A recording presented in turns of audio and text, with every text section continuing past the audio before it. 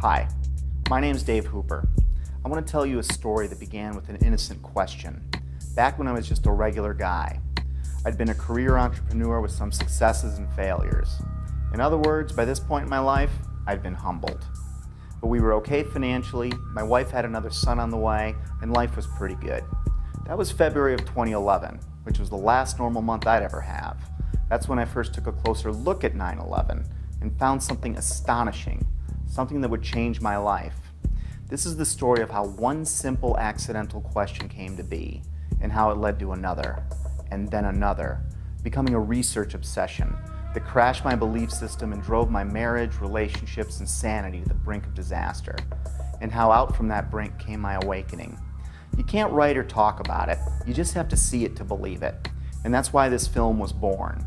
So let's start at the beginning, when my eyes first opened. Looking into 9/11 by itself didn't bring on this spiritual awakening, but it was the first domino to fall. You're about to get a peek down the rabbit hole, but just a peek, just enough to see that there is one. So get ready, because you're going to see some things that will test your beliefs and your notion of reality. So why don't we ease into it? Because you know what it's like when you first open your eyes after a deep sleep. That first light can be intense.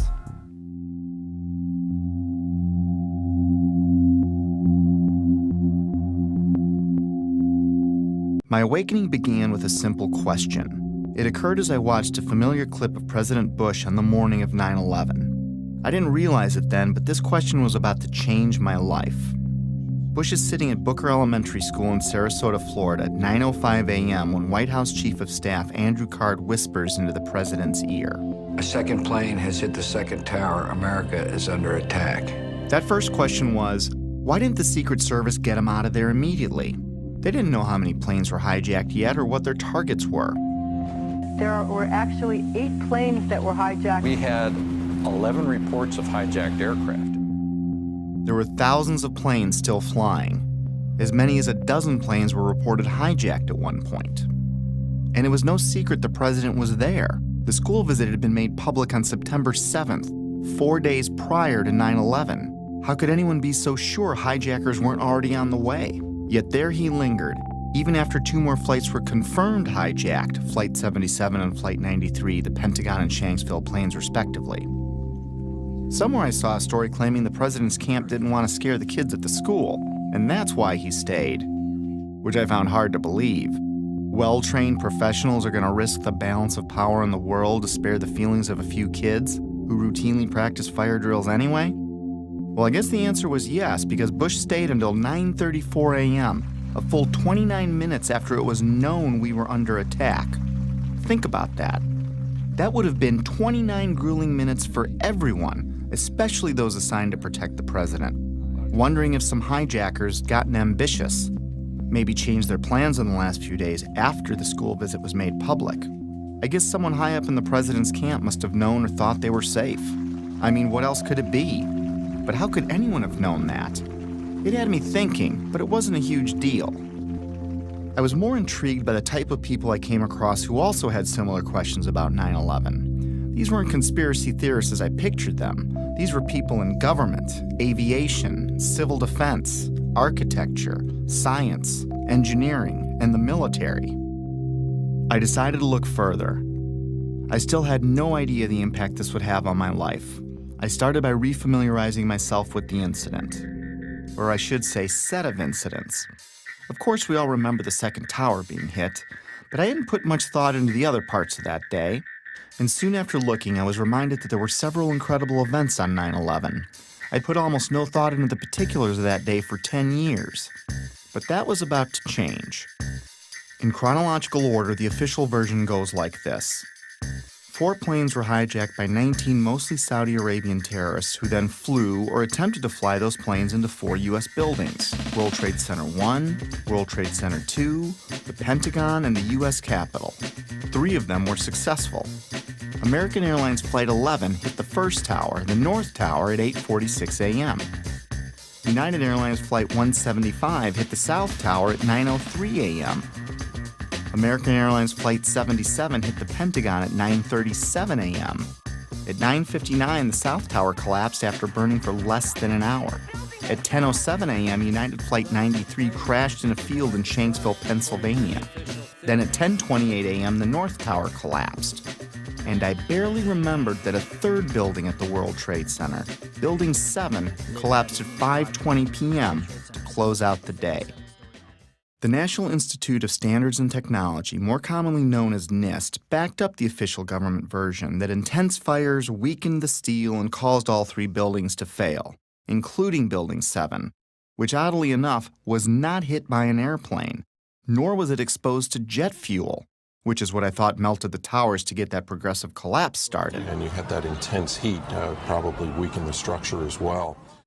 As I looked for answers, I found Shyam Sundar of NIST stating, "The buildings were not brought down by explosives. Until then, I didn't know explosives were even in the conversation. And like hearing a child claim innocence before a question is even posed, it had my eyebrow raised." World Trade Center 7 collapsed because of fires fueled by office furnishings. It did not collapse from explosives or from fuel oil fires. While researching the official government story, I saw a news flash that the 9/11 families wanted an investigation of World Trade Center 7. I was a bit surprised. Why would they be questioning the official story? That seemed a little out there, but who could be more invested than they were? So I listened to what they had to say. Our perception of what happened on September 11th is very different from the general public's perception, I'd say, for the most part. I believe that the public is still uninformed about most of the issues that are surrounding them. I just don't think the public at all knows. They want to believe. I think the truth sometimes can be frightening. There's some deep, deep explaining to do. The bottom line is that it needs to be investigated. We have to demand a new investigation. I want justice here. Nobody ever stopped to have a scientific investigation. A scientific investigation. A scientific... What did these families know that I didn't? It's obvious once you look, they've been trying to say something is wrong, and we need to look at 9/11 more closely, especially Building 7. And they weren't alone.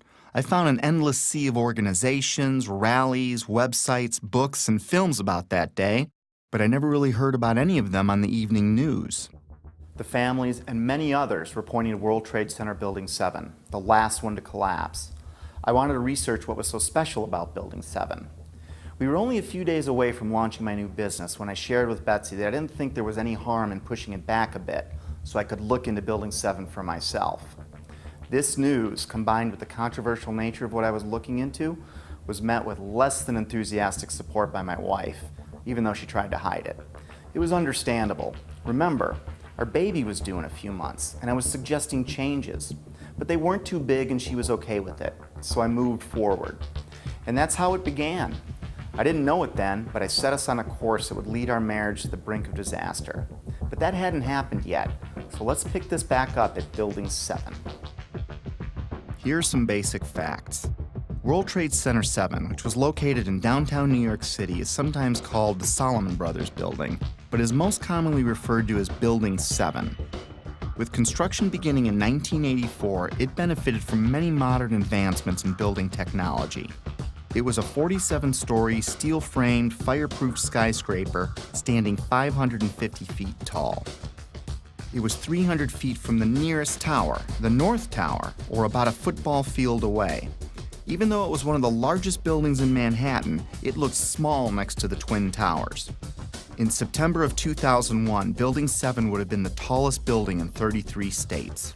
It collapsed at 5:20 p.m. the afternoon of September 11th.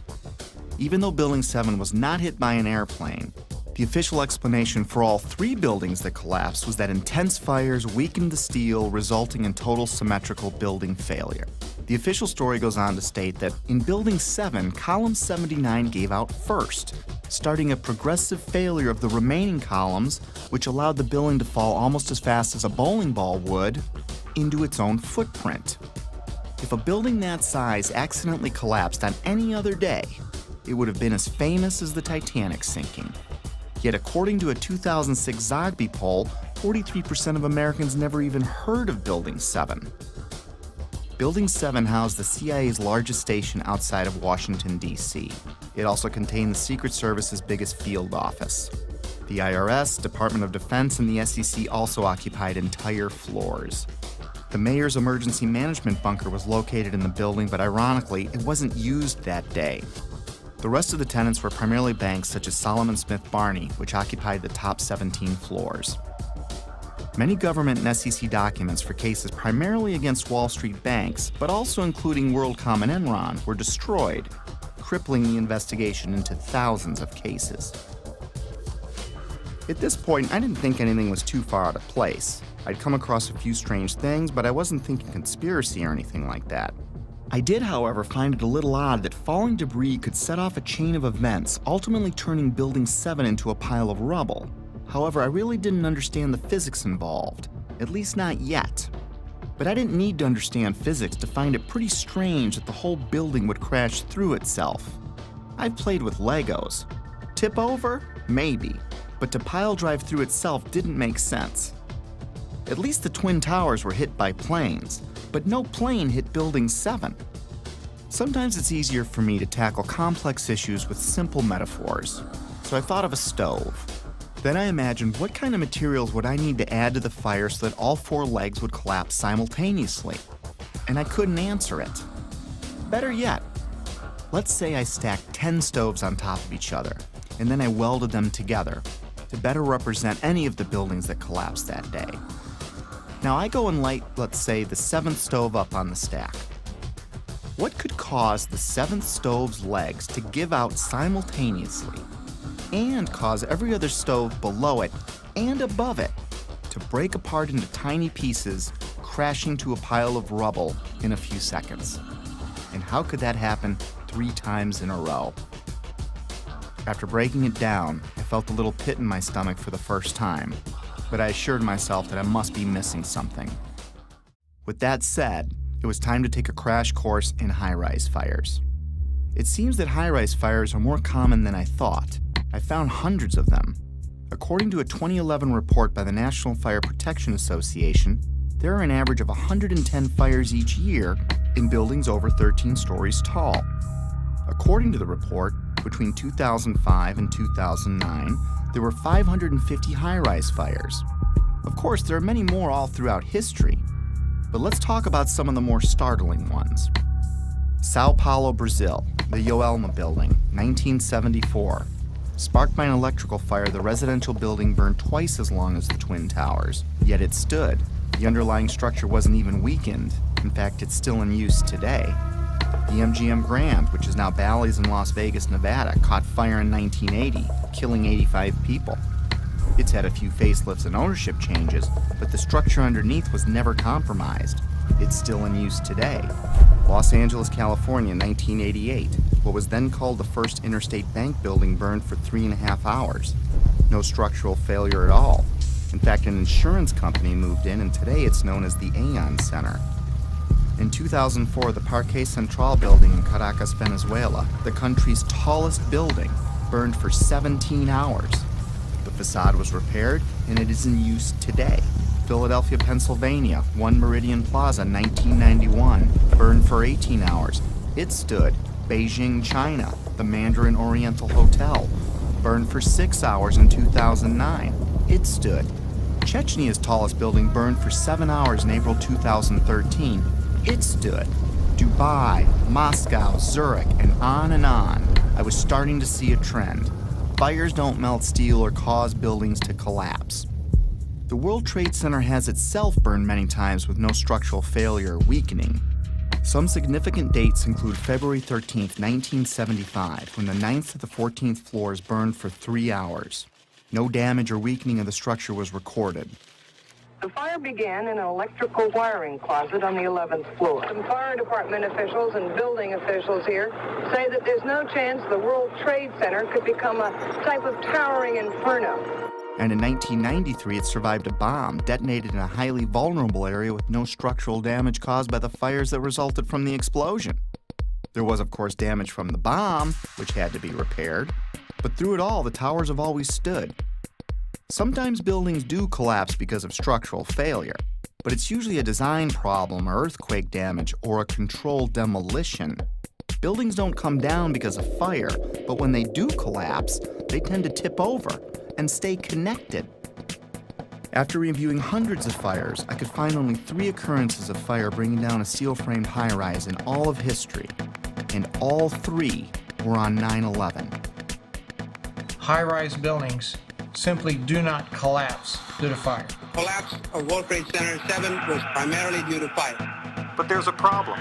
Office and open-air jet fuel fires cannot melt steel. A lot of things in these kind of buildings have to be fire resistant by nature. It's required by code.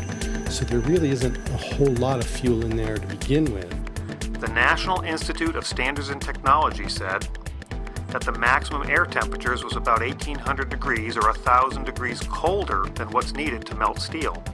And it takes a blast furnace with air blowing with blowers to try to get steel to melt. So if you have a flame at 750 degrees, you can hold that flame under a steel beam forever, and you'll never reach a high enough temperature to bend steel, let alone melt it. This would have us to believe that these was a typical office fire, scattered office fires, if you will, that brought this building down. Since the mid-60s, I've tried to follow high-rise fires, and I'm not aware of any high-rise building that have come down as a result of fires. And seeing black smoke come out the windows, that means that the fires were oxygen starved. Kerosene would have burned off very quickly. What wasn't destroyed in the initial fireball would have been consumed fairly rapidly and would have only really served as an ignition for the rest of the material. None of which would have been, in my experience as a fire protection engineer, hot enough to sufficiently soften the steel or damage the steel to result in a total collapse of the building. Well, we're told that the planes hit the buildings and there was an explosion and a fire, and about an hour and a half later, in the case of the North Tower, the buildings collapsed due to structural weakening due to the fires. Fires in high-rises have never brought down a steel frame high-rise building at all, ever. The bottom line is this. Steel-framed high-rises don't collapse, especially into their own footprint, because of fire. This is why builders and architects have loved steel for 100 years. A fire typically can't compromise the steel structure. Of course, 9/11 was not a typical day with typical fires. Jet fuel was involved. But the kerosene or the jet fuel just can't explain it. Set aside for a minute that only 2 of the buildings were subjected to kerosene. Now think of a kerosene lamp or a kerosene heater. In the history of kerosene lamps, I have never heard of one being melted because the fires were too hot. In fact, the World Trade Center fires were starved of oxygen and therefore heat. You can see it in the black smoke coming from the towers. Yet molten iron was found in the rubble of all 3 buildings. Something else had to provide the heat and energy needed to liquefy, melt, or even microscopically bend the steel in any of those 3 buildings. And unless you work for NIST, scientists agree that neither jet fuel, nor the furnishings inside those buildings could have heated the steel enough to melt it. I was starting to realize that something else must have been involved in the collapse of at least Building 7, if not all 3. Okay, maybe airplanes weakened the structure of the Twin Towers, which we'll be looking into more deeply later. For now, believe it or not, planes have hit many buildings throughout history and none fell. Of course, none were hit with planes as large as the ones on 9/11, but that still leaves Building 7. I couldn't explain it. Can you tell me that if I throw a flaming chunk of metal off of one building, I can make the building next to it collapse in on itself a few hours later? Why do demolition companies even exist if you can just light a few random fires and wait for an implosion? Maybe the steel structure in Building 7 was so badly damaged from falling debris that the entire structure was compromised. It still can't explain the symmetrical collapse, but I looked anyway. Other buildings that have suffered severe structural damage by natural disaster or bombs didn't disintegrate into rubble piles. They stayed together in some way. Even the buildings in the Trade Center complex that suffered worse damage than Building 7 didn't collapse in on themselves. This uneasy feeling was growing, but there was much more to understand about Building 7's collapse, especially before I started jumping to conclusions in my own head. I needed to hear from some experts. It just didn't add up, the way the whole thing sort of pile drove itself into the ground and all at near free fall speed. Collapses straight down into its own footprint at free fall speed. This is uncanny. There's 40,000 tons of structural steel designed to resist this collapse. This building had 40,000 tons of structural steel in its structural system, and that is intended to keep it from going anywhere. The animation sequence from the National Institute of Standards and Technology for their model, their mathematical model of the collapse of Building Number 7.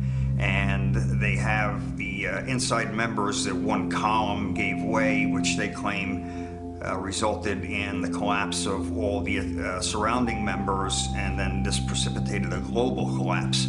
This would just not be physically possible for a gravitational collapse. According to NIST, the failure occurred at column 79 on level 12. This means basically they're talking about a single columnar collapse or failure that resulted in a total collapse of the building. That just does not make any sense. Regardless of the engineering, the logic tells you that if you have a single failure at some random point in the building, that the entire building is not going to collapse. Buildings don't break that way.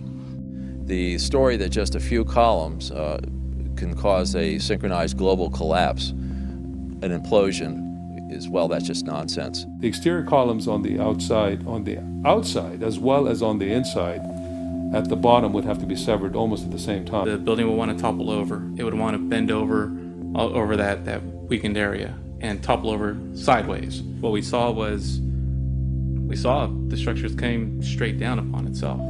It cannot happen that when you have asymmetric damage, you will get a perfectly symmetrical collapse. At free fall speed, that's impossible.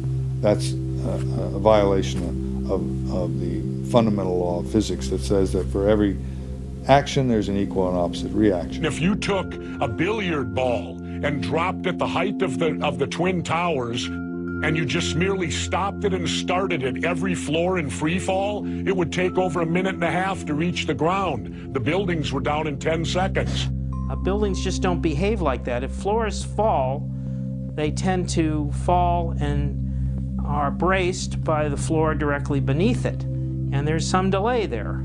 And then the next floor falls with 2 floors, and there's some more delay. The buildings actually accelerated as they came down, meaning they were not getting resistance from these massive columns in the center of the core of this building.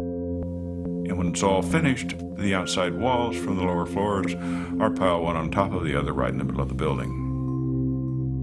So it's fiction to say that a building as modern as World Trade Center 7 comes down with no resistance. Doesn't add up. The official explanation was dead wrong. Just not possible. Not possible. Just doesn't make sense. It's not how it works. It can't happen.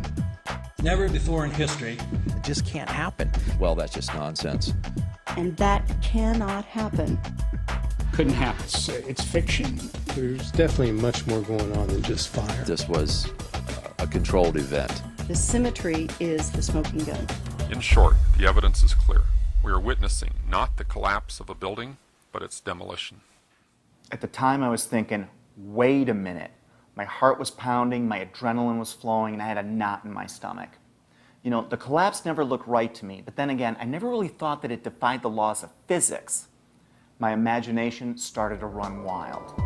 Could the hijackers have wired the buildings? Maybe the government didn't want us to know how really lax their security was, and that's why they covered up this fact. Maybe it was pre-wired for some reason, but that made no sense.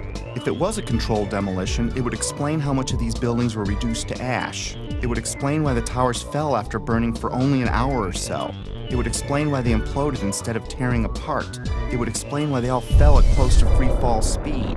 It sure looked like a controlled demolition, in retrospect. I couldn't stop at this point. I needed to know more. Late nights, coffee, research. My life was changing before my very eyes. I had taken my very first step down the rabbit hole. Little did I know how much deeper it would go. By now I knew that fires didn't bring down the buildings. And even if fire could somehow melt steel, the buildings would not have fallen in on themselves. They would have tipped over or torn apart. I was starting to find credible people talking about controlled demolitions and the use of explosives and molten steel. My mind kept wandering, trying to imagine how all this tied together. But first, I still needed to understand more about what happened. And what we find down there is pools of molten iron. What does that mean? Several tons. Exactly. What is that doing there? The first responders see it. The structural engineers see it. It's documented by FEMA, the melting of steel.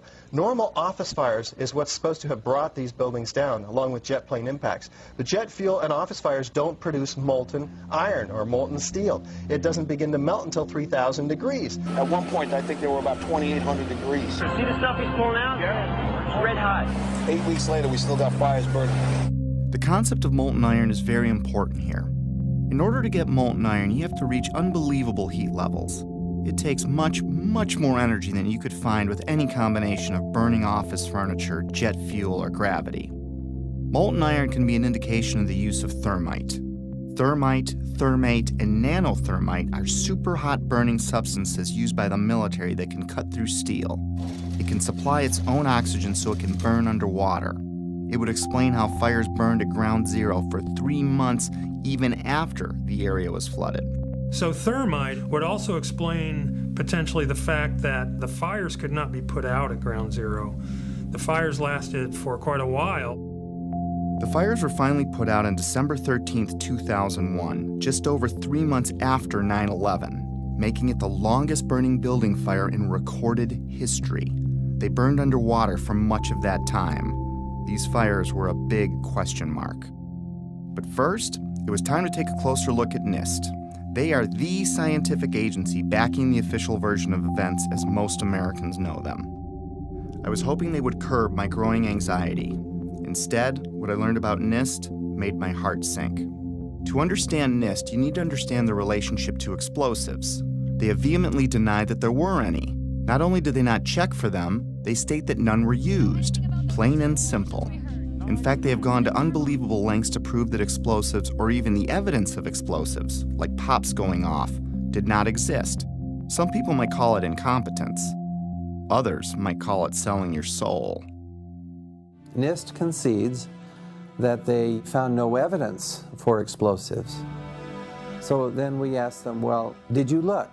And they said, no, we did not look for explosives or residues of explosives. So the preconceived notion of NIST is that there's no evidence for explosives, and so there's no point in looking.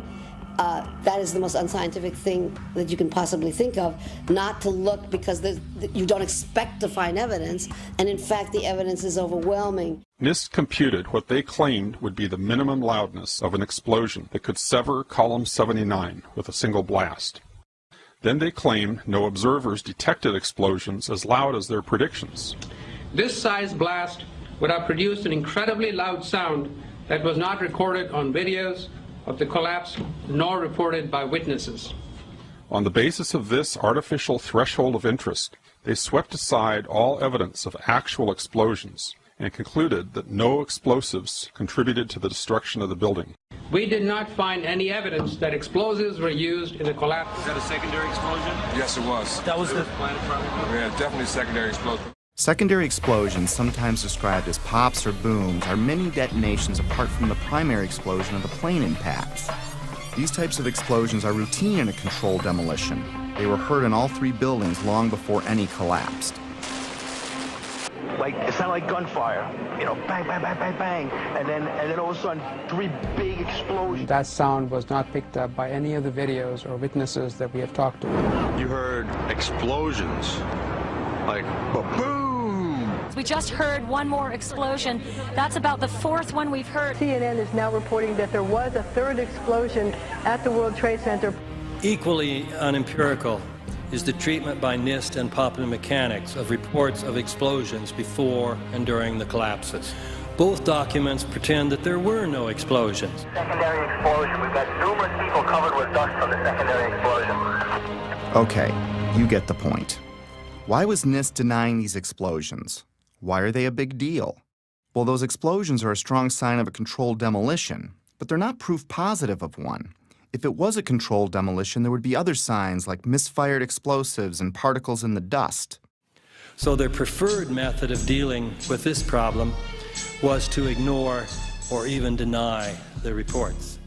John Gross, one of the chief authors of the NIST report, was captured on film while he was making a public presentation, saying that he knew of absolutely no eyewitness who has said there was a pool of molten steel. I'm curious about the pool of molten steel that was found in the bottom of the towers.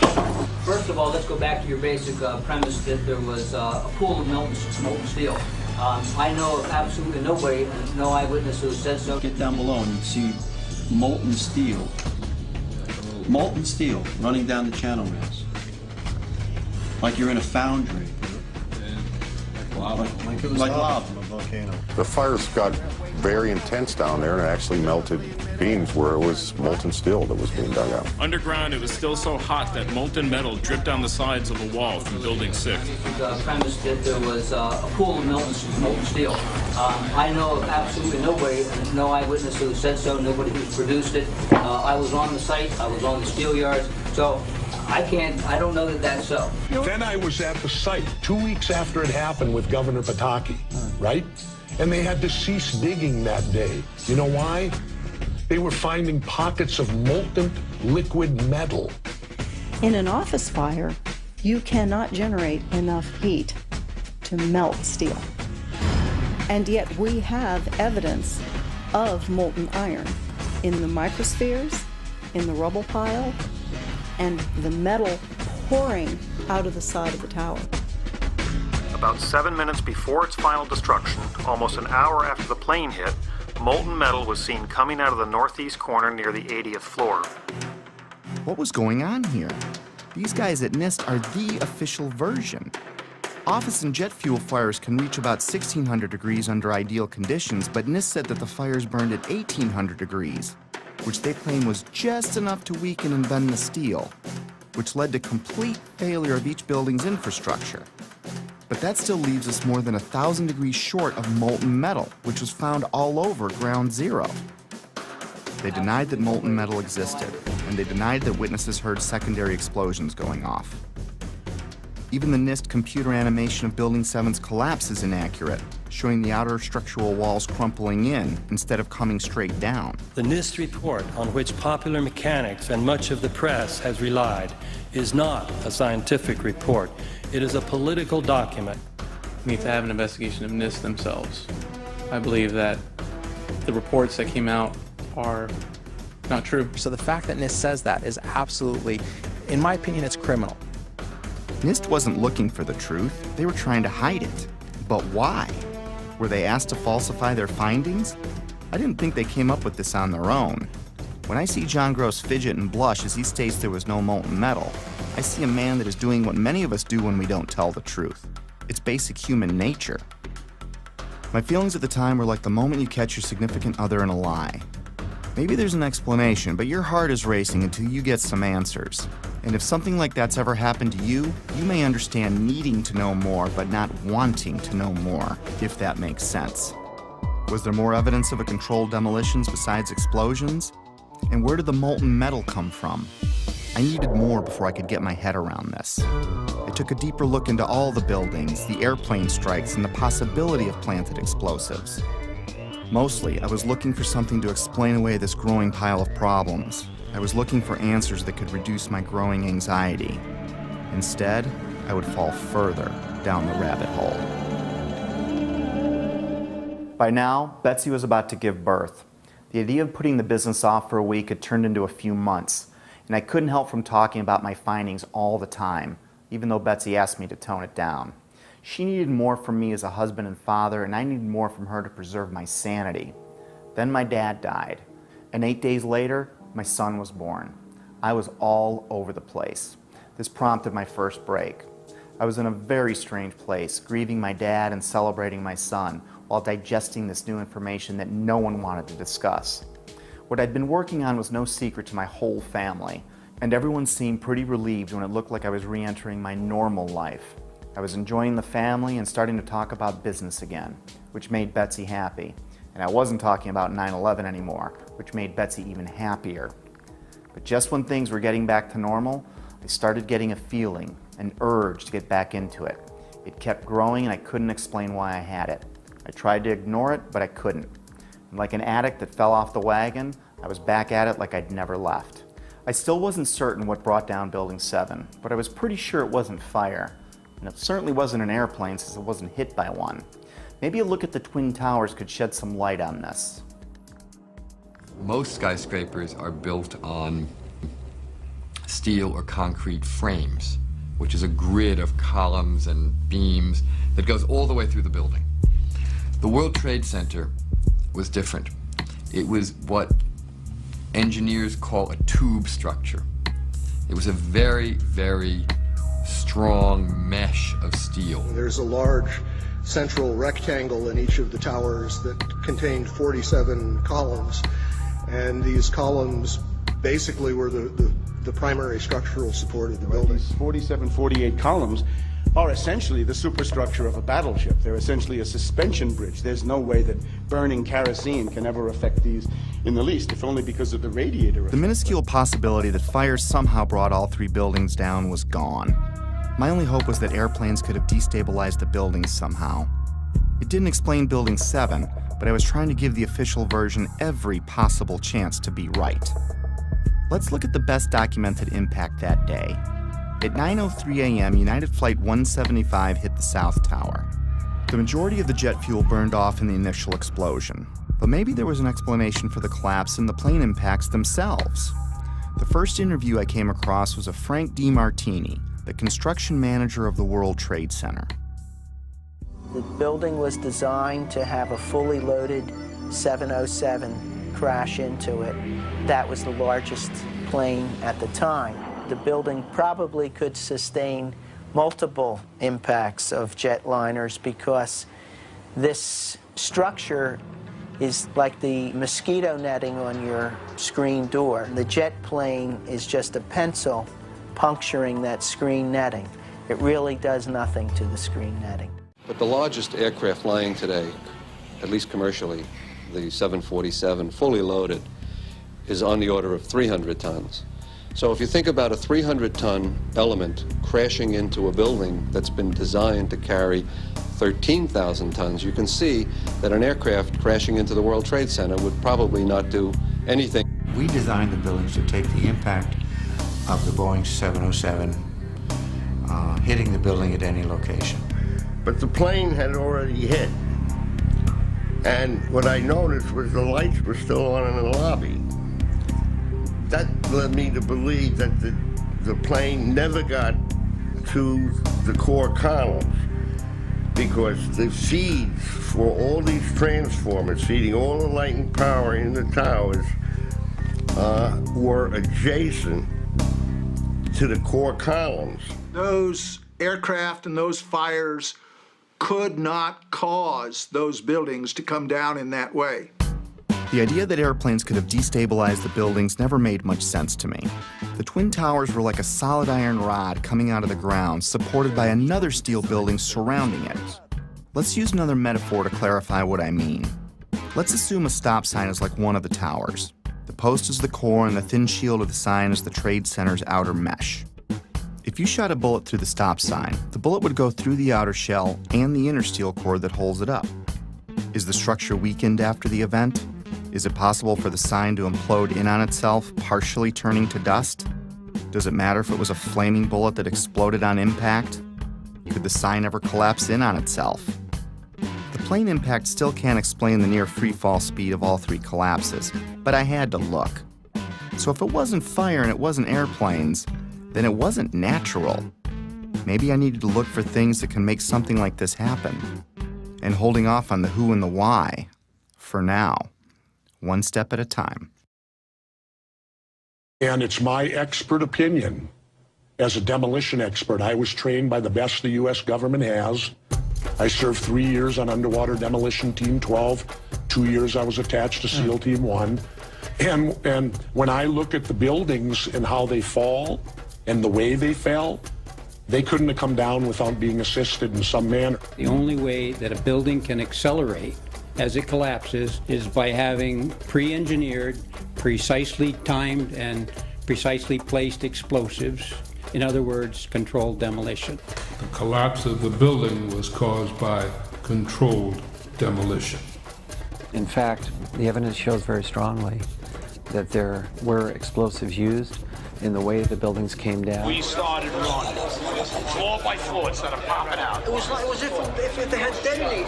Yeah, detonated. They were planned to take down a building. Boom, boom, boom, boom, boom, boom, boom. All the way down. Explosives are used to demolish buildings like this in just seconds. Okay, so it's a controlled demolition. What's the problem with that?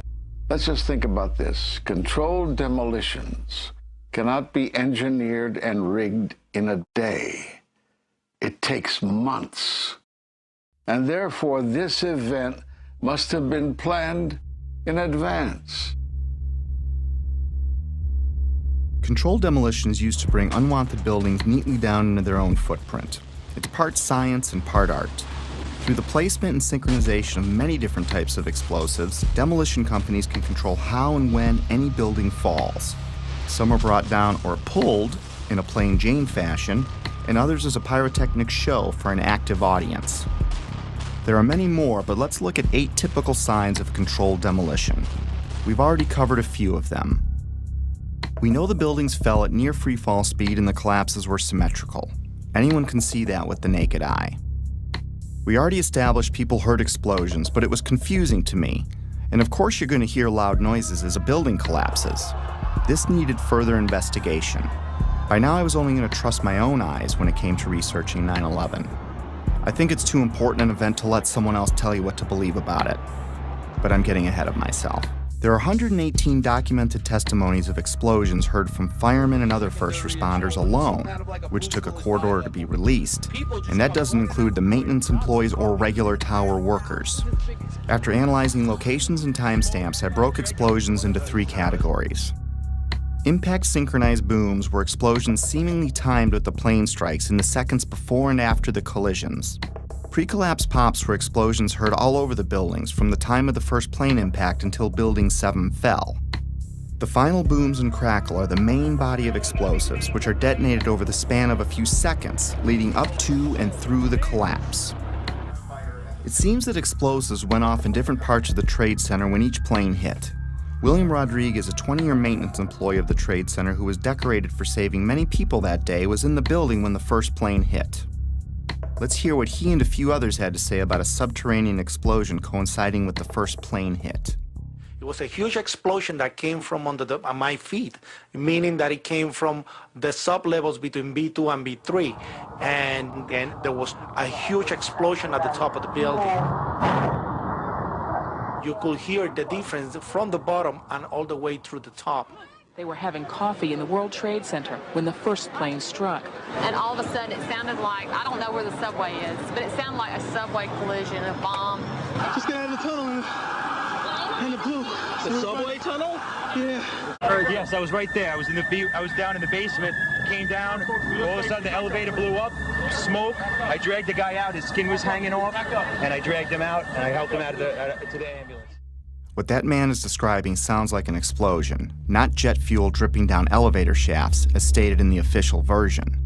Why did so many people hear an explosion below ground? A collision above might crack or break some windows, but I didn't understand how that could tear up the lobby, especially when you consider the base of the building would have felt the least amount of vibration as the shockwave was absorbed by the 95 floors above it. Remember, these images are from before the second plane strike, meaning these images were recorded between 8:46 and 9:03 a.m.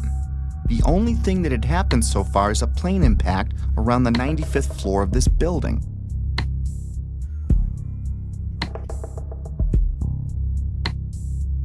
Right away, a guy from the Port Authority told him the damage was somewhere above the 78th floor. But all you had to do was look around. It was obvious. Something had happened right there in the lobby.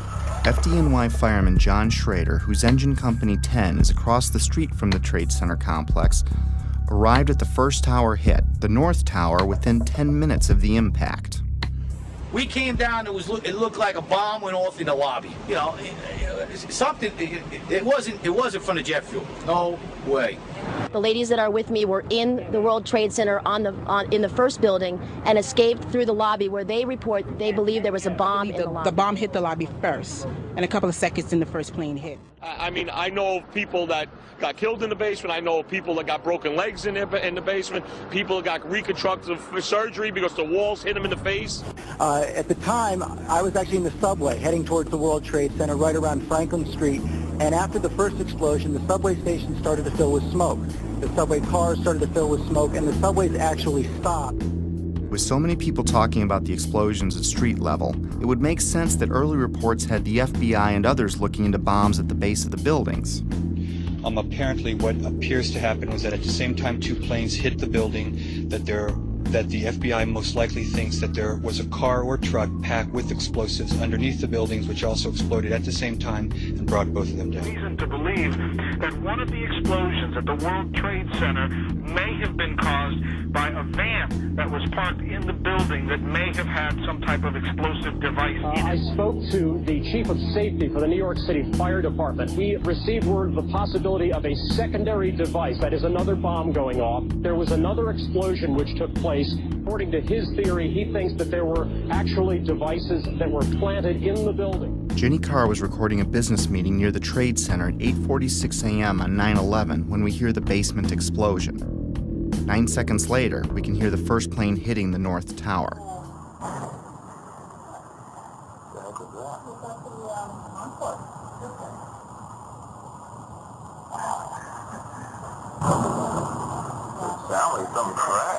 I think a bomb went off in the lobby first, then a plane hit the building, then another plane hit the other building. Let's discuss these pre-collapse pops.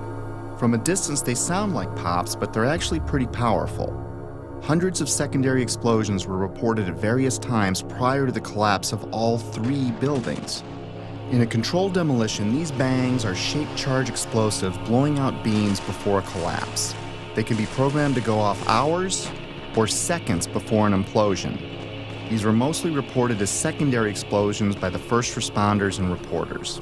We've heard reports of secondary explosions after the aircraft impact.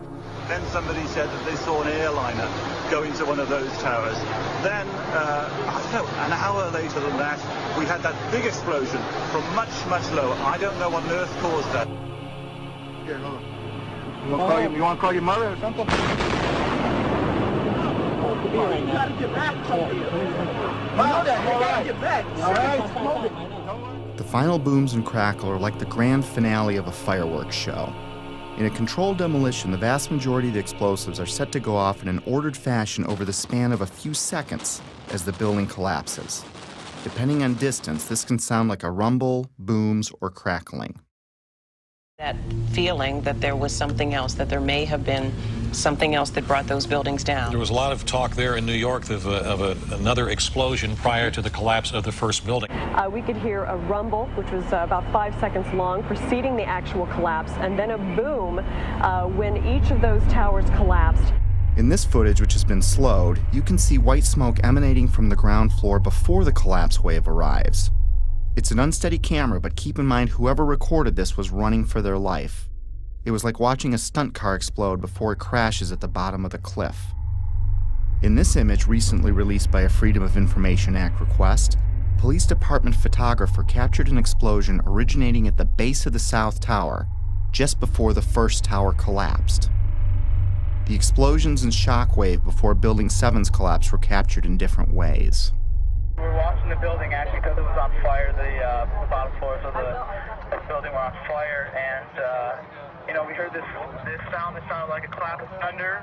2 turned around, we were shocked to see that the building was, well, it looked like there was a shock wave ripping through the building and the windows all busted out. In the end, the evidence of explosions was ignored by the organizations behind the official version, like NIST, FEMA, Popular Mechanics, and the 9/11 Commission. My independent search continued. Up next, the kink in the roof. It's not necessary for there to be a kink in the roof of an imploding building, but when it does happen, it's a pretty sure indication of a controlled demolition. The roof can only kink in when the central support columns are blown out first, meaning the destruction of the building is coming from inside it, not outside. This is done by design so the building falls in on itself. The kink in Building 7 is clearly visible to the naked eye. Controlled demolitions are designed to let the top of the building fall through its inner core columns, which is typically the strongest part of any building. Watch the penthouse of Building 7 sink into the floor below it just before the collapse begins. Squibs. Squibs are the sixth indicator on our list. In demolition vernacular, squibs refer to visible blasts from explosive charges. Often they are visible through mistiming or malfunction in some way. Usually they are hidden in the debris cloud. In simple terms, squibs are visual evidence of explosives. Squibs were recorded from the moment of the first plane impact through the collapse of the last tower. For me, they went unnoticed until I looked at the video more closely. These stills captured squibs as the towers collapsed. The official version stated these squibs were compressed air caused by the pancaking floors, which squeezed air to the point of bursting out a window. The seal of the building was already broken when the collapse began. Logically, if it was compressed air, it should have found the path of least resistance through the broken part of the building. It shouldn't have knocked out a window here or a window there, as many as 40 floors below the blast wave. Naysayers tend to say, well, that's just air being blown out the windows. I mean, it doesn't really work to say it's just air pressure. And I estimated these are coming out faster than 100 miles an hour. The following clips show multiple squibs popping out, sometimes simultaneously, sometimes dozens of floors away from each other. Of all the 9/11 information I've come across, this may have been the easiest to spot. Yet it provided me with one of those stark moments in which the reality of 9/11 sunk in to a new level. In this clip, notice how the squib occurs before the floors above reach the blast ejection point. Not all squibs, however, were easy to spot. Remember how we discussed explosions that were timed to go off with the plane impacts? Well, this is the first plane impact. Notice the dark brown smoke coming out of the top floor of the tower. This smoke is already dissipating before the plane strikes the building. In this segment, the NBC camera is pointed at the north tower. The first tower hit. In a few seconds, the second tower is going to be hit. You'll know it when it happens because of the reporter's voice and the fireball in the lower left corner of the screen. Now keep your eye on the east facade, the one on the left. Notice how several tiny explosions go off as the second plane hits the other building, perhaps in an effort to mask some necessary work prior to its demolition, as I was thinking at the time. Oh, another one just hit. Something else just hit. The seventh characteristic of a planned implosion is what's called a demolition wave. It's the path of destruction in a controlled demolition. It is a visible wave of explosions moving down the columns of a building just ahead of or at the speed of gravity. This array of synchronized explosives is timed to blow out floors beneath the collapse wave as the floors above reach the floors below, thus allowing a drop at approaching freefall speed. Again, let's slow down the film for some of these. When slowed down, you can see how the explosions are timed to go off, floor by floor. In this clip, you can clearly see a demolition wave proceeding down a column mostly hidden by the umbrella of the falling debris pile. Look to the right of the black line. It's a bit grainy because of the zoom. Here it is again without the black line. You can see synced explosives cutting a path down the building. The demolition wave can be hard to see with an untrained eye because it happens so fast. I tried to highlight a few more examples in the following clips.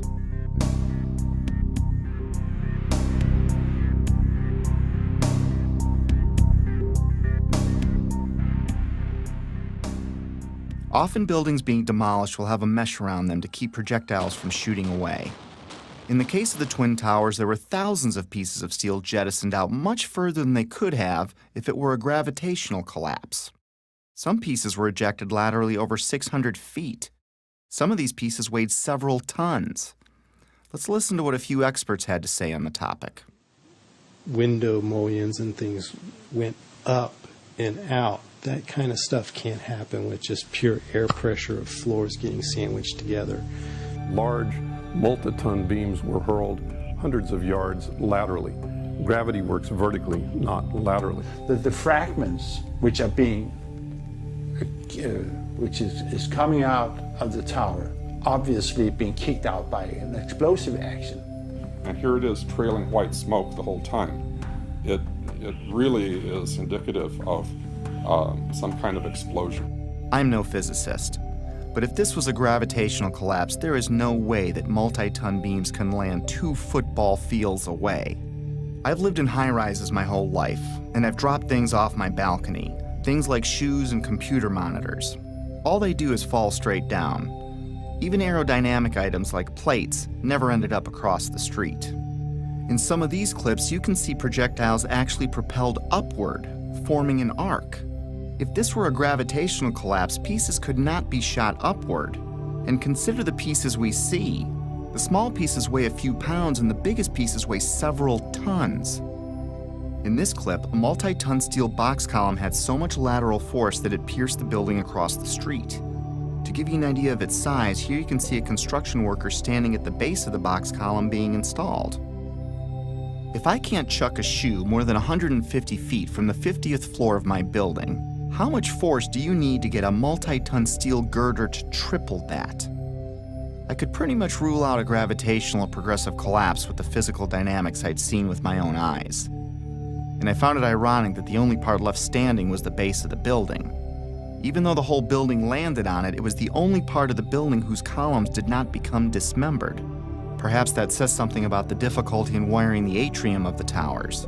And maybe these columns at the base did what the rest of the building should have done, and that is stay together in some way. Just a personal observation I'd made at the time. Of course I've been wondering how the hijackers wired the buildings. It was the only thing that still made any sense, even if barely. But I stopped wondering how the hijackers did it when I learned what was found in the Ground Zero dust. Even though the cleanup and removal of the Ground Zero evidence began within hours of the attacks, not all of it was removed. Many different dust samples were analyzed by scientists all over the world, and what they concluded put the final nail in the coffin of the official story for me. We touched on thermite earlier, but we're going to look into it more deeply for reasons you'll soon understand. Thermite is a chemical mixture, usually of metal oxide and aluminum powder, with several variations. It's often used in fireworks, underwater welding, and military weapons. It can also be used to cut steel beams.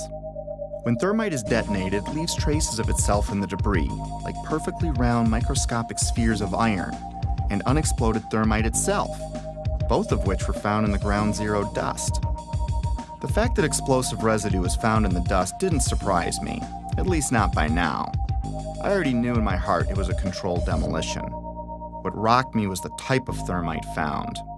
You see, it was a special type of thermite called nanothermite, and it meant that the odds that the hijackers could have done this dropped to near zero. My belief system kept taking more hits, which we'll discuss in a bit. For now, though, let's have the experts walk us through the basics. In 3 different samples from 3 independent researchers, the R.J. Lee Company, the USGS, and Dr. Stephen Jones's work, all 3 separately found these microspheres. As much as 6% of the World Trade Center dust consisted of tiny, previously molten iron spheres. You cannot get a perfectly round sphere of metal from the building tearing apart. The only way you can get that is by starting with a molten liquid. Then the hydrostatic pressure will create the perfectly round sphere as it solidifies. So what produced all that molten iron? Well, it has in it the chemical evidence of a special incendiary, which is thermite, a high-tech incendiary used to cut through steel like a hot knife through butter. These spheres have iron, aluminum, fluorine, manganese, very unusual elements associated only with thermite. And there's small chips of unignited thermite as well. In the dust, we found what we characterize as unreacted thermitic material in the shape of some very tiny red-gray chips. We captured the residue after the material had been heated. The red-gray chips, as we ignite them, produce spheres that have iron and aluminum, just like we see in the dust in abundance. And the composition was very, very similar. And that led to the conclusion of the paper, which was, we've got some form of thermite in these red-gray chips. What I can confirm also is that these chips, the red layer is thermitic. It does produce molten iron. I've heard this argument that somehow perhaps someone seeded these samples with nanothermite. There have been some that have argued that these red-gray chips could be paint of some form. I've also heard the argument that perhaps the falling buildings just generated this nanothermite. Well, no. So it wasn't, the red-gray chips are not the primer paint that was used on the WTC steel. These chips are not naturally occurring. They are not going to form because some materials fall down in a building and touch each other and get compressed together. That's just not what this material is.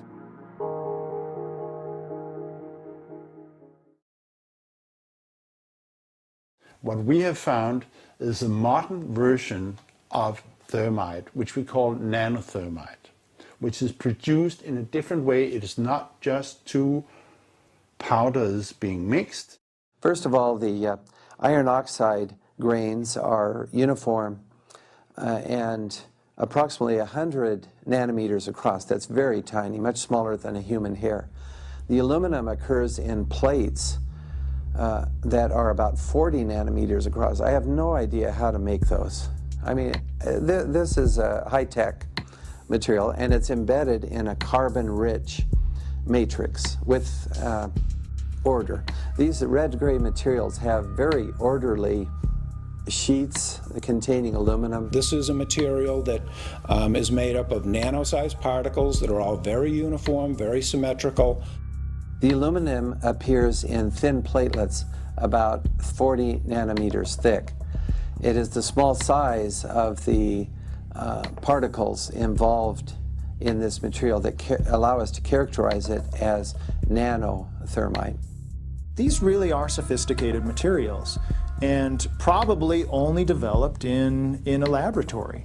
This is very high-tech thermite, nanothermite. It's not found in a cave in Afghanistan. It's produced in very sophisticated Defense Department contracting laboratories. We compared our spike that we got with a spike from known nanothermite, which is produced at a military laboratory. Their measured energy released with known nanothermite was less than these red-gray chips. What we are dealing with, I think, in World Trade Center is modern military material which is unknown to the general public. It takes steel and it creates molten steel.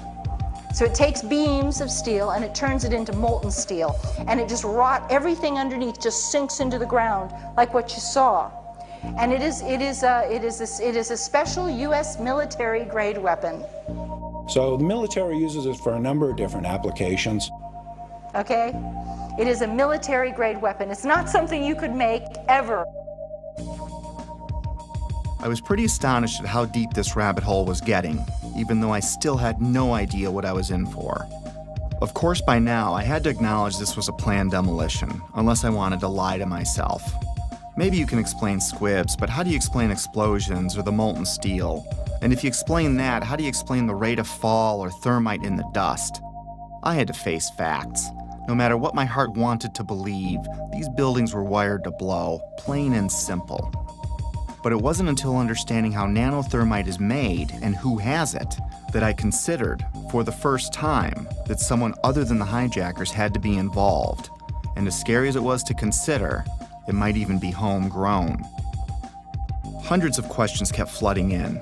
Why would underfunded guys on the other side of the world use something so exotic as nanothermite that could easily be tracked by our intelligence services? Who would sell it or make it for them? Why risk accessing the buildings every day for months? How did Building 7 get detonated at the end of the day? If you have the means and go to the trouble of getting nanothermite and wiring the building, why let the plan rest on using box cutters to overthrow military and combat-trained airline pilots, along with dozens of passengers, as the official version states? Heck, why bother killing yourself in a plane crash at all if it wasn't needed to take the buildings down? I had no idea what I was staring at least not yet, but a few puzzle pieces had been filled in.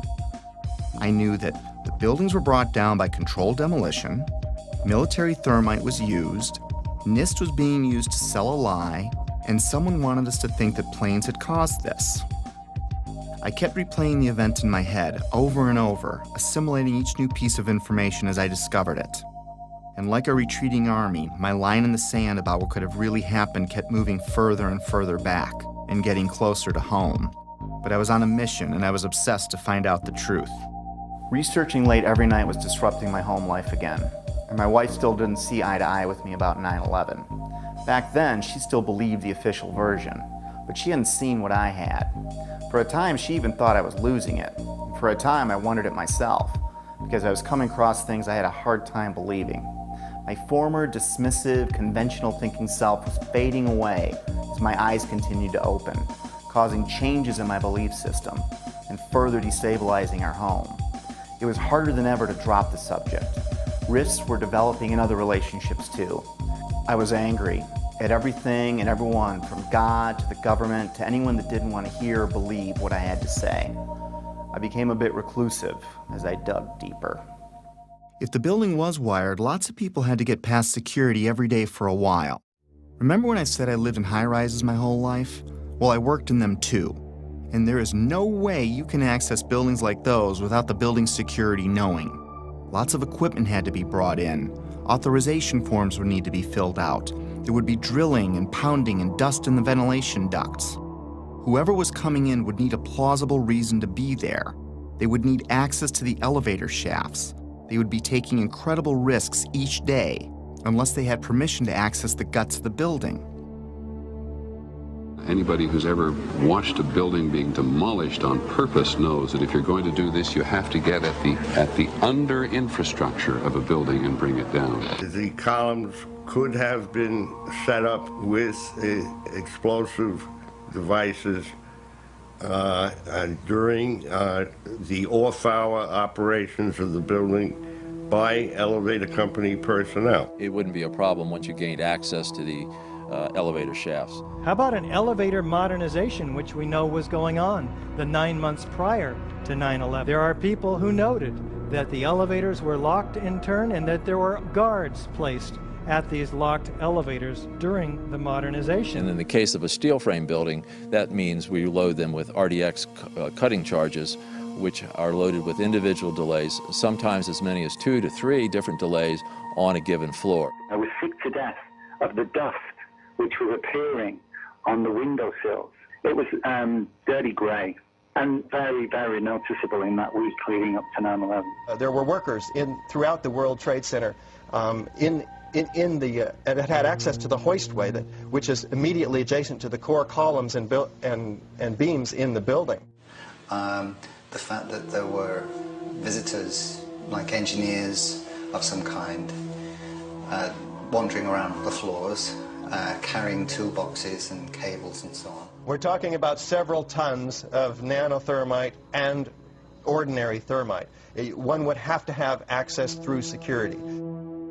Video cameras caught trucks arriving at the World Trade Center from about August 23rd until every night until about September 2nd, September 3rd. And the trucks were arriving at about 3 o'clock in the morning when everybody else had left the building, including the janitorial trucks. Something was brought into that building that would help with the detonation. There may have been work done on the detonation before. It may have been going on for months, but whatever they needed at the very end, they came and brought in that 10-day period. The 9/11 Commission also does not tell you that Marvin Bush, the president's brother, and their cousin, Wirt Walker, were the principals of the company that was in charge of security for the World Trade Center. They don't, The jaw-dropping coincidences kept piling up. I learned that Stratesec was a security company which used to be called Securicom, and they didn't just handle security for the World Trade Center complex. They had contracts with Dulles International Airport, from where Flight 93 departed, and United Airlines, accounting for most of the security breakdowns on 9/11. And another thing, Stratesec also handles security for Los Alamos National Labs, one of the only places on the planet that can produce the nanothermite found in the ground zero dust. The odds are pretty astonishing that one company can link so many vital elements of 9/11. But more astonishing is there's no mention of Stratesec or Securicom in the entire 567-page 9/11 Commission report. Of course, that was no surprise by now. Did I forget to mention that that same 9/11 Commission did not mention the collapse of Building 7 in the entire report either? Why is there not a word about the collapse of that building in the 9/11 Commission report? We didn't see any evidence of the kind of thing you're talking about. I didn't think this was something done by terrorists anymore, nor did I think this was done by any one man, even if a president. How does he get nanothermite? How does he get NORAD, the FAA, and our air defenses to look the other way? Or get access to the interior of all 3 towers? Or get 19 guys to kill themselves? Or get NIST and the 9/11 Commission to tank their investigations? Or keep the media quiet? Or keep a rival administration from exposing it? No.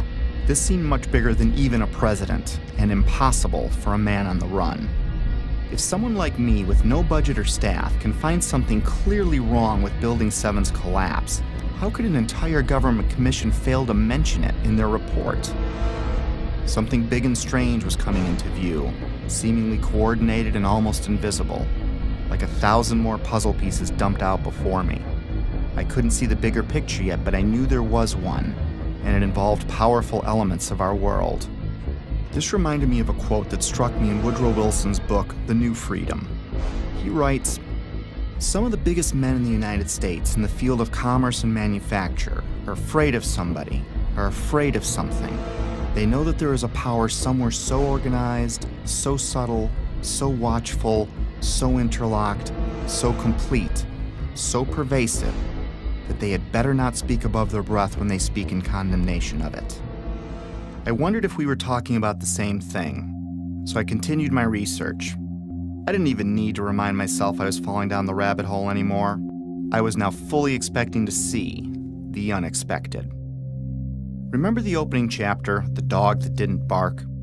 It was a reference to a Sherlock Holmes story called Silver Blaze, in which Holmes deduces the culprit must have known the family dog, because the dog didn't bark while the crime was committed, as he normally would if a stranger were on the property. The same way the Secret Service didn't bark, by staying in the school. The same way real watchdogs like the 9/11 Commission, NIST, and the media didn't bark either. Lots of people, including politicians, the media, and emergency workers on the ground, knew Building 7 was going to come down well ahead of time, as impossible an event as that was. But even then, they said, hey, you got to stay behind this line because they're thinking about taking this building down. They're not sure if it's stable or not. So they were holding a line off because they had knowledge that something was going to happen. That by noon or 1 o'clock, they told us we had to move from that triage site up to Pace University, a little further away, because Building 7 was going to come down or being brought down. Did they actually use the word brought down, and who was it that was telling you this? The fire department, and they did use the word, we're going to have to bring it down. Keep your eye on that building. It'll be coming down soon. I didn't hear any creaking, or I didn't hear any indication that it was going to come down. And All of a sudden, the radios exploded, and everybody started screaming, "Get away, get away, get away from it!" And the whole time you're hearing thum, thum, thum, thum, thum. So, I think I know an explosion when I hear it. We are on the phone with New York Fire Department Lieutenant David Restuccio. Can you confirm it was number 7 that just went in? Yes, sir. And you guys knew this was coming all day? We had heard reports that the building was unstable and that it eventually would either come down on its own or it would be taken down. And we were in a building in which we were trapped for about 10-15 minutes. And we set up headquarters at 75 Barclay Street, which was right there with the police commissioner, the fire commissioner, the head of emergency management. And we were operating out of there when we were told that the World Trade Center was going to collapse. The World Trade Center was going to collapse. It was going to collapse. It was going to collapse. But it was the media's pre-knowledge of Building 7's fall that was much more telling. Several news outlets around the world reported the collapse of Building 7 long before it happened. I listened closely to these segments. Considering Building 7 wasn't hit by an airplane and no high-rise has ever collapsed because of fire, how was it that all these different news agencies reported it before it happened? How can anyone report there has been an improbable accident before the accident happens? Now, more on the latest building collapse in New York. You might have heard a few moments ago, I was talking about the Salomon Brothers building collapsing. And indeed it has. Apparently that's only a few hundred yards away from where the World Trade Center towers were. That one of the other buildings, Building 7, in the World Trade Center complex is on fire and has either collapsed or is collapsing. That has structural damage as well. We saw a lot of glass broken out, and a corner of the building appeared to be in distress, and there's concern that there might actually be another collapse of that building. We are getting word from New York right now that another building has collapsed. Is that smoke coming from this third collapse? Okay, that is what we're understanding, which makes sense because it looks like the sun is going down. But I'm hoping that enough people have cleared out of downtown Manhattan so that perhaps it wasn't as full as it might be normally around 5:30 on a Tuesday. That information, of course, take a look at that right-hand side of the screen. It's going down right now. There it is. Yep. It went down. Brown building, the tall one, is number 7 World Trade Center. Heard several reports from several different officers now that that is the building that is going to go down next.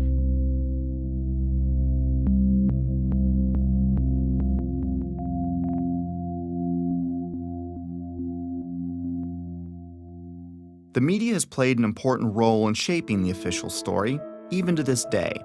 The idea that the buildings fell because of planes and fire was instilled in the public's conscience early and often on 9/11, and it started before any buildings fell. And that perhaps they're buckling under the force of the collision or the hole that's resulted from these two planes. My sense is that just one, the velocity of the plane and the fact that you have a plane filled with fuel hitting that building that burned. So structural damage, as you had suggested, probably led to this building going down. We are seeing... It was because the building had been weakened during this morning's attacks. And then I witnessed both towers collapse, one first and then the second, mostly due to structural failure because the fire was just too intense. And now we are told that there's a fire there and that building may collapse as well as you can. Pictures of airplanes flying into buildings, fires burning, huge structures collapsing, have filled us with disbelief. Metaphor time. Let's say your local TV news breaks in with a report of a car accident at the corner of Main and First Avenue because a car blew out a tire, swerved into a tanker truck, and it exploded. Now your office is at that corner, so you go out and look, but everything looks fine. You flip stations and other stations are reporting it too, using different wire services even. As you stare out the window wondering where there's another Main and First Avenue, a car drives into a parked gas truck and it explodes. Have you witnessed a miracle or a staged event? If what I was finding were mistakes in a massive ruse, then the sheer boldness and size of it alone is why I never saw it before.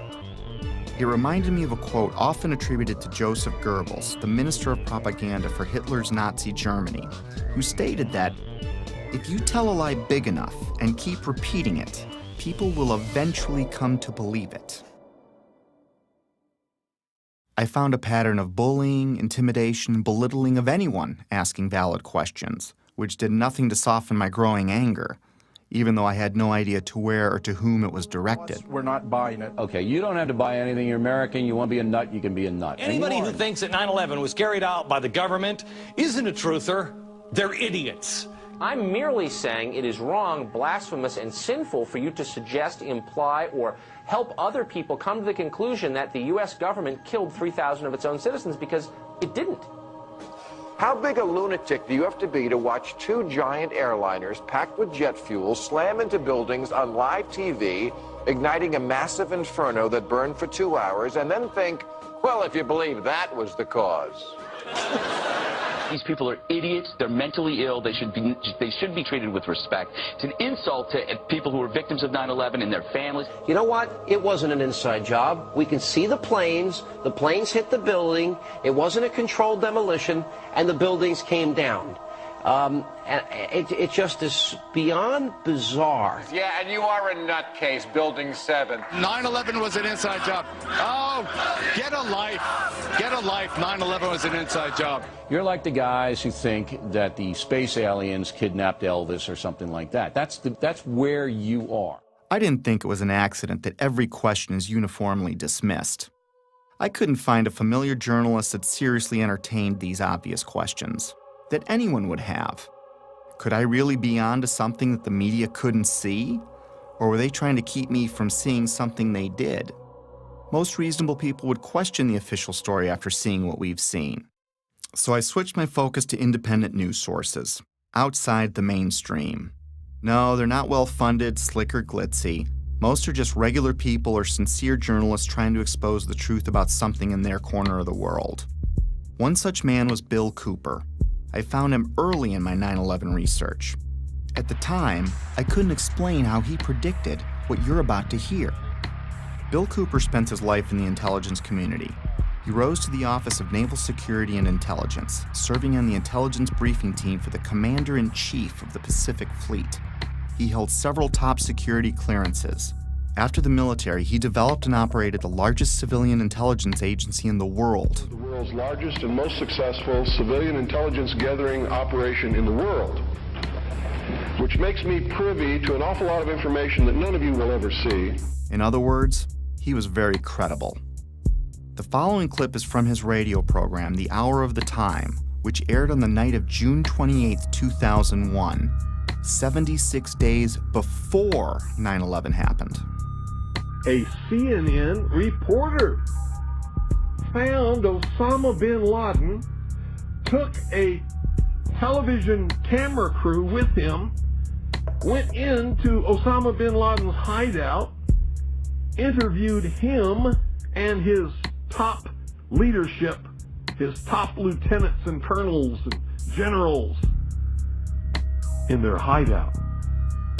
This is a CNN reporter with a camera crew. And he came out and told everybody, within 3 weeks, Osama bin Laden is going to attack the United States and Israel. Now, don't you think that's kind of strange, folks?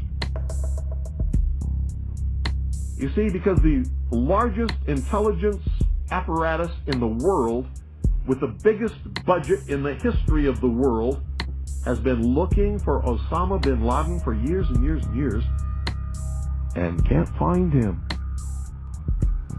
And whatever is going to happen that they're going to blame on Osama bin Laden, don't you even believe it. When in hell are all you people going to wake up? All these early news reports were glaring misfires in what seemed to be an otherwise coordinated media campaign. Misfires not unlike the ones meant to coincide with the first plane impact. Little mistakes that my untrained eye never picked up before, but that I was now finding all over, spawning even more questions, and fueling the early stages of what would become my spiritual awakening. As I continued finding evidence leading me away from the official version, it was not surprising the main body of evidence was being removed within hours of the attacks, cleaning up a crime scene with no real investigation.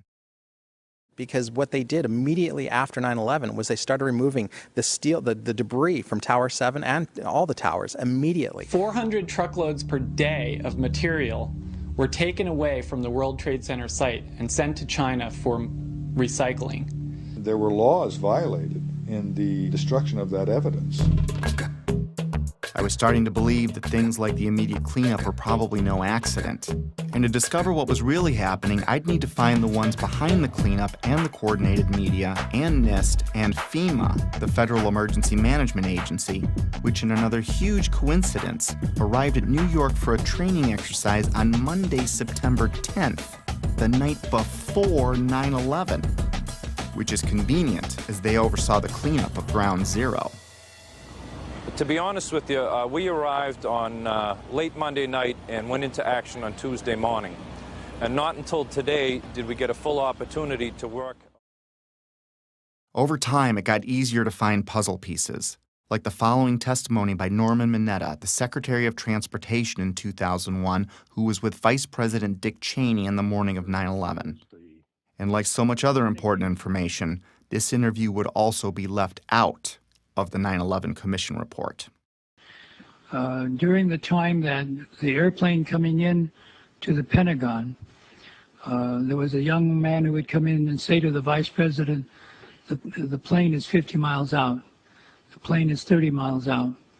And when it got down to the plane is 10 miles out, the young man also said to the Vice President, do the orders still stand? And the Vice President turned and whipped his neck around and said, of course the orders still stand. Have you heard anything to the contrary? Well, at the time I didn't know what all that meant. And the flight you're referring to is the flight that came into the Pentagon. Pentagon. The Mineta testimony launched my investigation into the Pentagon, Shanksville, the hijackers, and many other aspects of 9/11. And if I thought I was a long way down the rabbit hole already, was I way wrong. My belief system would ultimately be shattered, but rebuilt to accommodate my evolving worldview. Back then, however, I was only a few months into my investigation, and I was going through a full scope of emotions, and frankly, having a difficult time handling all of them. Denial, curiosity, fear, disbelief, paranoia, anger, and heartbreak. And I would go through many more. I was still unable to reconcile all the data in front of me. I couldn't see the bigger picture at the time. But like the wind, it can't be seen, yet we know it's there because it leaves evidence of its existence. Very much like the trail of breadcrumbs I'd been researching over the last few months. But it's not something I could understand in one sitting. It took time. Coping with the flood of emotions took a while. I didn't have anyone guiding me or anyone to talk to about it. I felt like I had no foundation, like the ground was crumbling beneath me. The truth is hidden by several mechanisms, especially the limits of our own preconceived beliefs. I'd been so ignorant and dismissive, but now I wondered what else I'd been fooled about. Over the years, I came to see that we're in a battle of information, a battle of beliefs, or a spiritual battle, if you will. I also came to believe that 9/11 is only one battle in a much larger war, a war I couldn't see yet, but one that I was well on the way to discovering. This is a lot to take in, and we all wake up at our own speed, if at all, which is why I stopped after only looking at the Trade Center portion of the attacks. There is so much more to this, but it's easier to process in smaller chunks. Betsy and I woke up at different speeds. My eyes started opening pretty quickly, but it took Betsy a few years, even though we talked about it all the time. It wasn't until she watched early versions of this movie that she began to believe me. I clearly remember the day in June of 2013 when she came voluntarily and shared her own thoughts about her own 9/11 research, something she'd never done before. And I knew by talking to her that her eyes were finally opening too. It probably saved our marriage. Getting past that stumbling block opened the door for us to reconnect. If there's a pit in your stomach, don't be overwhelmed or scared. Whatever's behind all of this has been there for a long time, and I'm sure you've lived, loved, and laughed in that time. And you still will. The shock will wear off, and what will be left is a much better understanding of how the world works, which makes the bad guys' jobs harder. Over time, the discomfort and confusion subsided, and I went back to my life, with clarity and new hope for what's ahead. Today I'm able to laugh and be happy and look forward to the future like everyone else. I have all that, and I'm more aware of important things happening around me. So if you want to forget everything you've seen, go back to your regular life. Soon you'll forget about all of this. Our defense mechanisms work that way. But if you decide to jump down the rabbit hole, my advice is to seek your own answers, do your own research, and don't let anyone tell you what to believe about anything. Because until you see it for yourself, it'll be hard to ever understand why it's so important to know it exists.